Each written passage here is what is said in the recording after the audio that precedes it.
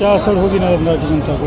देखिए, पूरे बिहार में अभी तेजस्वी जी की जो जनसभा हो रही है उसमें अपार लोगों का जन समर्थन मिल रहा है। जन समर्थन मिलने के पीछे कारण ये है कि हम इंडिया गठबंधन के लोग जिन मुद्दों पर चर्चा कर रहे हैं वो सारे मुद्दे एनडीए के मुद्दे थे, लेकिन एनडीए के लोगों ने देश के निरीह जनता को ठग करके वोट लेने का काम किया था।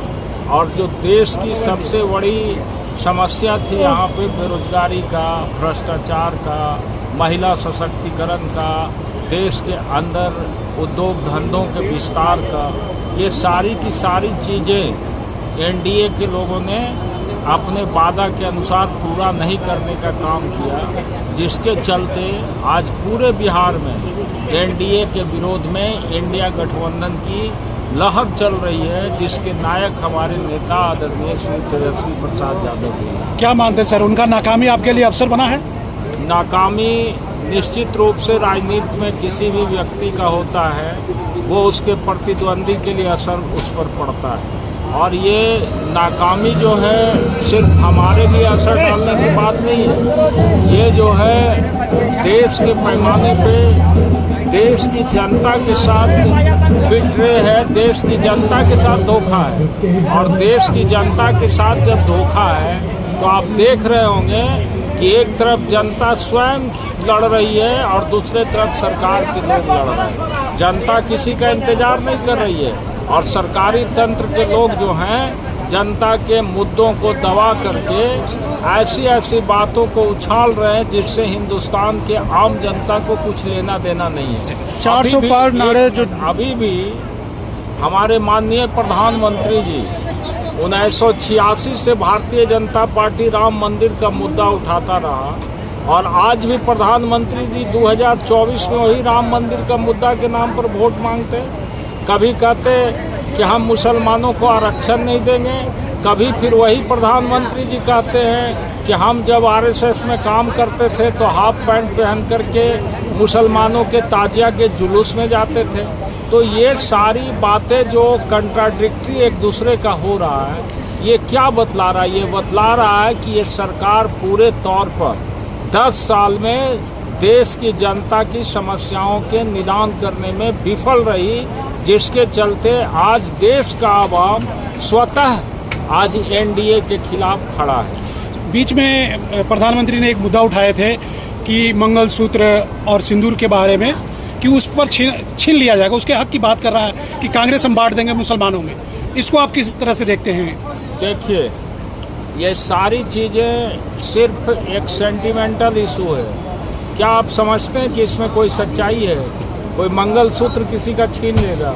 मंगलसूत्र हमारी माँ बहनों का, जो भी हमारी माँ बहनें शादीशुदा है उनके एक श्रृंगार का प्रतीक है। और मंगलसूत्र ये बताता है कि हमारा जो वैवाहिक जीवन है वो सुखी और संपन्नता के साथ आगे बढ़े, इसके लिए मंगलसूत्र है। और मंगलसूत्र का नाम उठा करके प्रधानमंत्री जी वोट लेना चाहते हैं देश के हिंदुओं का, और इसके लिए वो ये सारे सेंटिमेंटल इशू उठा रहे हैं जी। जनता से कोई इससे लेना देना नहीं। जी, एक और इमोशनल अभी प्रधानमंत्री ने अपील किया है कि आप वोट उसी को दो जिसके वोट का फायदा हो। हाँ। और उन्होंने नाम रखा कुछ पार्टियों का, जैसे कहा कांग्रेस को अगर आप देते हैं, एसपी को देते हैं तो आपका वोट बर्बाद जाएगा। कैसे बर्बाद जाएगा ये तो आपको नहीं समझ में आ रहा। कोई आधार बताए होंगे ना?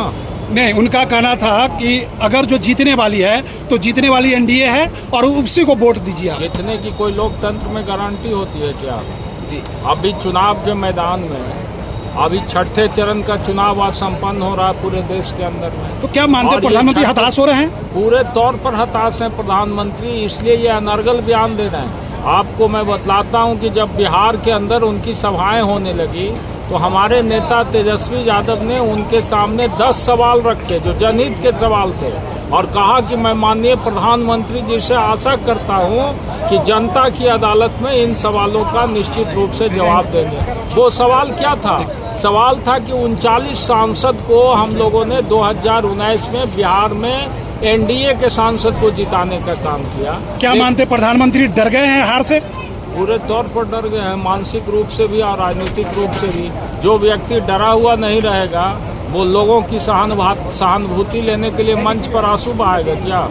आप देख रहे हैं कि मंच पर भी प्रधानमंत्री जी आंसू बहा रहे हैं। तो ये तो एनडीए का, देखिए, झूठ के बुनियाद पर खड़ा किया हुआ कोई भी चीज़ ज़्यादा दिन तक नहीं टिकता है। बालू के रेत पर महल बनाइएगा तो महल बनेगा क्या?